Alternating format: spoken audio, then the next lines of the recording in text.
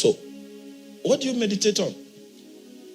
Your strength is going to be equivalent to how much time you spend in thinking on these things. Thinking on these things. Thinking on these things. Thinking on these things. God spoke to me. He said, you are going to be one of the fathers of the African revival. That is 2010. I went to preach in Malawi. So we did the morning session. I was sleeping. I just resting to go for the evening session. Then he said that. Then I started thinking on it. So if you want to make me one of the fathers of the revival that is coming, what does it mean? You know the first thing that came to me? In this meeting that you are preaching now, don't receive prophet offering. Because a father wants to, he takes responsibility now. Don't receive. These people are too poor to say you are better off. And it was proven. My offering was $500. And when 2,000 people gathered their offering and they converted it, it was not up to my honor.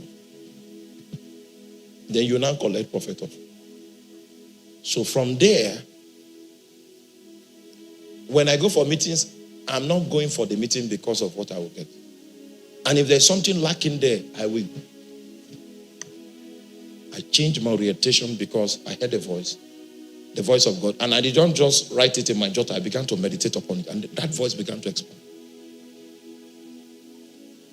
I'll go to places and then he will remind me that if indeed you are a father, don't do this, don't do this.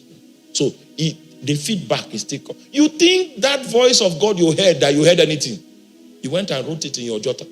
You didn't meditate on it, so it's not growing. You can't apply it. All you have is the head knowledge of God's, it's a policy statement. Say, don't take offering from this. Anything they give you, don't take it.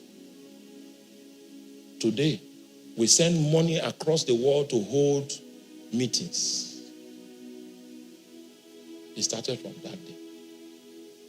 The meeting I went for was not the reason why God sent me there. He sent me there so that I could see a scenario, then he could now speak to me.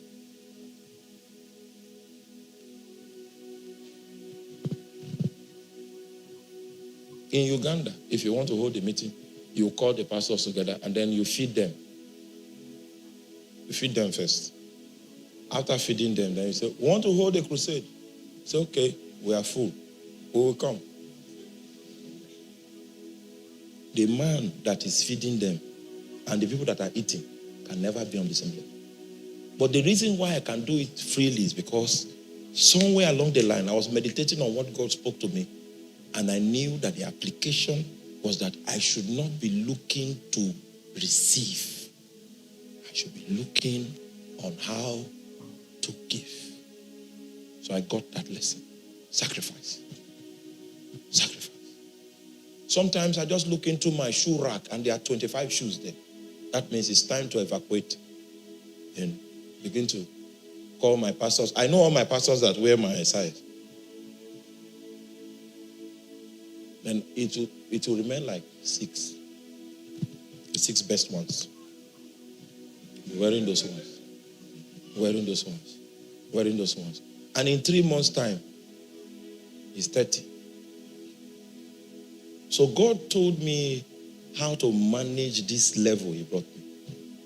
He said, never be self-centered. It's still in keeping with that thing. He said, never be self-centered. That as I raise you up, I will make you a channel. So the things that pass through your hand, they are not yours. Find out who I am plotting, that I brought this thing through your hand. The people that gave it, they don't know that person, but it's for that person. Oh, I finished public service and my gratuity, that's what they call it, was 60 million. So there was this estate in my city. The guy became distressed. He wanted to sell it. I bought it. And I wanted to renovate it and use it for my own. I was just praying. I was kneeling down praying. He said, do you want me to build for you what you cannot build for yourself? I said, I like this idea. He said, that your house you bought. Allocate it to pastors. And he didn't say just our own pastors. He said to pastors. So we come for service and we are doing praise and worship. And then one pastor from another ministry, he said, that one, give him one. That was how. The last one was taken yesterday. The last one is yesterday. With gratuity money. He said, that is how to be a father of revival.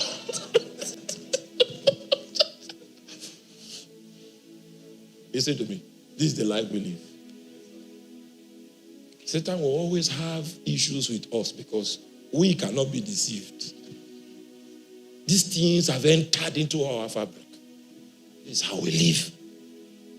And the purpose of this conference, please help me tell your neighbor, storms are normal. Storms, they are normal. Maybe you came here and said, my own storm. Hey, calm down. They are normal. They are normal. All 8 flats. The last one, yesterday. So the gratuity, the regime of the gratuity and all the strategies. All the years, 16 years of.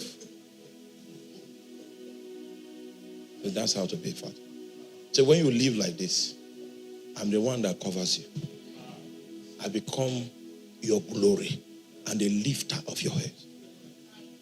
We want to pray in a moment because most of us are trying to do things to make our neighbors know that we are not failing. I've left that realm. He's trying so that everybody will know I am on television. I am on television. We want to pray today that your life will not go on the tangent of the wrong voice.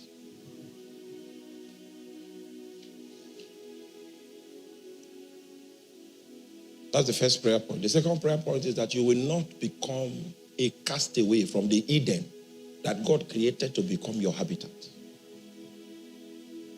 There's a grace God manufactured you to carry. But because of the value system that you have built around your life, that grace will be a foreigner to your experience. And you'll be cast out of it. That will not be your portion. Can we cry quietly? Oh my God. Oh my God.